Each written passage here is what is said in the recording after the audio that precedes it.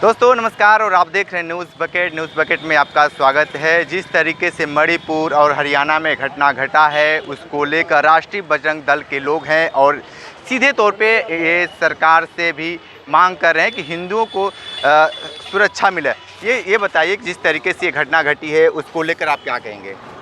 देखिए, ये सुनियोजित तरीका है यूसीसी कॉमन सिविल कोड लागू न हो उसके लिए, क्योंकि इस समय देश के अंदर सबसे ज़रूरत है एक विधान, एक कानून, एक सामान्य नागरिक कानून का जो है ज़रूरत है। सबके लिए एक कानून होना चाहिए और जिसका ये लोग चाहते हैं कि ये कानून पारित ना हो, इसलिए ये लोग पूरे देश के अंदर कहीं ना कहीं उत्पात मचा रहे हैं। कहीं बांग्लादेश, पश्चिम बंगाल और मणिपुर आपका, फिर अभी देख लीजिए अभी हाल ही का घटना है मेवात और नूर जो गुरुग्राम में पड़ता है।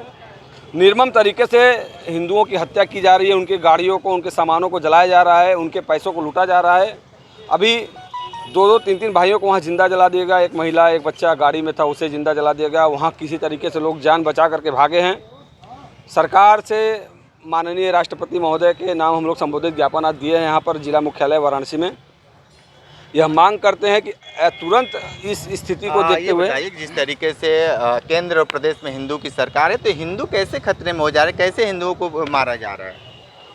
अब प्रदेश और केंद्र में हिंदुओं की सरकार है, लेकिन सरकार भी इस समय जो है सिर्फ मुस्लिम तुष्टीकरण के ध्यान, जो हिंदू की सरकार कही जा रही है वो सिर्फ मुस्लिम तुष्टीकरण का काम कर रहा है। हिंदुत्व पे उसका कोई भी ध्यान नहीं है। अगर होता तो आज ये घटना नहीं होती। आप चाहे कहीं भी ये ऐसी घटना ले लीजिए, बीजेपी का जहाँ भी शासन है, अगर जहाँ हिंदुत्व की सरकार है वहाँ काम हो रहा है, जहाँ नहीं हो पा रहे हिंदुत्व की कोई बात नहीं, वहाँ पे ऐसी घटनाएं घट रही हैं। क्या कहेंगे जिस तरीके से ये घटनाएं लगातार बढ़ती जा रही है? इस घटना को सरकार को अपने तरीके से देखना चाहिए। जहाँ हिंदू की बात आ गई, जब बाद में आप विश्व हिंदू परिषद चलाते हैं, हिंदू बाद में चिल्लाते हैं, योगी जी भी बाद में हिंदू चिल्लाते हैं, तो हम भी करें जब हिंदू का बात है, हिंदू की सरकार है, फिर भी ये हत्या क्यों हो रही है? तो ये तो सरकार की षड्यंत्र तो नहीं है। नहीं, सरकार का षड्यंत्र हम कैसे कर सकते हैं? षड्यंत्र है भाई, सरकार षड्यंत्र कर रही है, नहीं कर रही है, हम कैसे उनको दोषी कर सकते हैं? आप कहाँ का षड्यंत्र है आप खुद देख रहे हैं, ज्ञापन दिया कि उसमें देख लीजिए कहाँ का षड्यंत्र है, कैसे षड्यंत्र किया जा रहा है। आप लोग यूनिफॉर्म सिविल कोड की बात किए हैं, तो यूनिफॉर्म सिविल कोड और लोकसभा चुनाव क्या कुछ अंतर दिख रहा है? अंतर कुछ नहीं है। देखिए, हर बार कुछ नियम, जैसे राम मंदिर का मुद्दा उठता था तो यही बात होती थी कि चुनाव 19 का है। अब आप यूनिफॉर्म सिविल कोड की बात आई तो अब वो मुद्दा है 24 का। ऐसा कोई बात नहीं है, सरकार हम लोग के लिए सोच रही है। बस ये कि ज़्यादा ध्यान देने की बात है और कुछ ऐसे कड़े कानून बनाए जाए, जैसे जिहादियों का अगर आर्थिक अगर नुकसान पहुंचाते तो उनको सरकारी सारी सुविधाएं 5 साल के लिए निरस्त कर देनी चाहिए। ये सरकार से मांग करते हैं। अच्छा, एक सवाल है कि हिंदुओं में दलित आते हैं, दलितों के ऊपर जब अत्याचार होता है, दलित क्यों बांट रहे हैं? हिंदू भी कह रहे हैं, दलित भी बांट रहे हैं। बात करें इसलिए बांट रहे हैं कि नहीं, सवाल दलित नहीं है, हिंदू है हमारे। हाँ ठीक है, हिंदू हैं। जब उनके ऊपर पिसाव किया जाता है तब आप लोग नहीं कुछ बोलते? उसके नहीं बोलते, उसके लिए भी कार्रवाई भाई, उसका भी घर गिरा है। और हमारे माननीय मामा जी, मुख्यमंत्री जी ने दलित का एकदम पैर धोकर अपने घर में सत्कार किया है। अब आप बताइए क्या चाहते हैं? हाँ, ये बताइए कि जिस तरीके से आप लोग लड़ाई लड़ रहे हिंदुओं को लेकर, क्या कुछ दिखता है, क्योंकि लोकसभा चुनाव भी सामने है? देखिए, कहीं ना कहीं बहुत बड़ी साजिश हिंदू समाज को समाप्त करने की, और हम ये तो नहीं कर सकते कि इसमें जो है सरकार का साजिश की बात कर रहे हैं, लेकिन सनातन धर्म इतना कमज़ोर नहीं है कि कोई इसको आंख दिखा सके। सनातन धर्म कमज़ोर नहीं है, लेकिन कहीं ना कहीं कुछ लोग ऐसे हैं जो सनातन धर्म को कमज़ोर करने की कोशिश कर रहे हैं। अगर सनातन धर्म मजबूत है और सनातन धर्म सच में मजबूत है, ये तो दुनिया जानती है। लेकिन सरकार बहुत सारी ऐसी घटनाओं को जो है, अभी बरेली की घटना आप देख लीजिए, जिस तरीके से वहाँ पर लाठीचार्ज कांवड़ियों के ऊपर किया गया, उनके ऊपर आरोप लगा कि वो लाठी तलवार डंडा लेकर के आए हैं, शराब पिए थे। ऐसा कोई भी घटना नहीं था।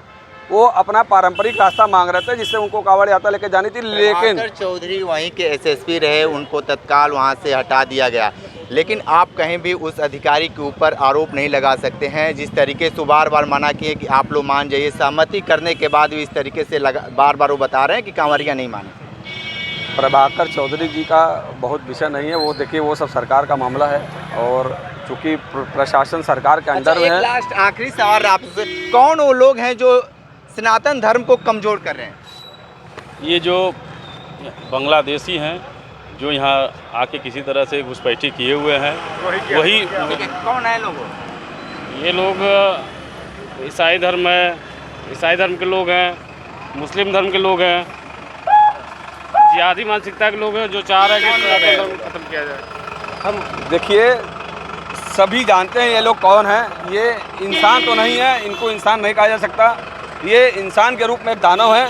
इनका नाम है जिहाद, इनका नाम है ईसाई मिशनरियाँ। ये लोग नहीं चाहते कि सनातन पनपे, फिर से अपने विश्व गुरु के रूप में सनातन उभरे।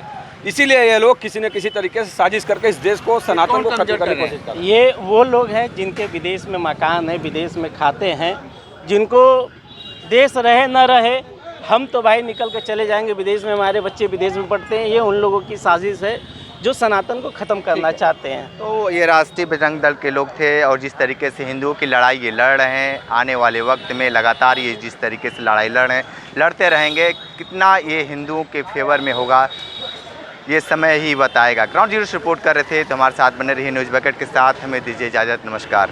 पेश है न्यूज बकेट हिंदी मासिक पत्रिका। पढ़ें इस महीने की पूरी खबर विस्तार से हमारे न्यूज बकेट की मैगजीन में। हमारी ई मैगजीन को मुफ्त में पढ़ने के लिए अभी लॉगिन करें www.newsbucket.in पर। इसके अलावा रोज की ताज़ा खबरों के लिए हमारे YouTube चैनल को तुरंत सब्सक्राइब करें।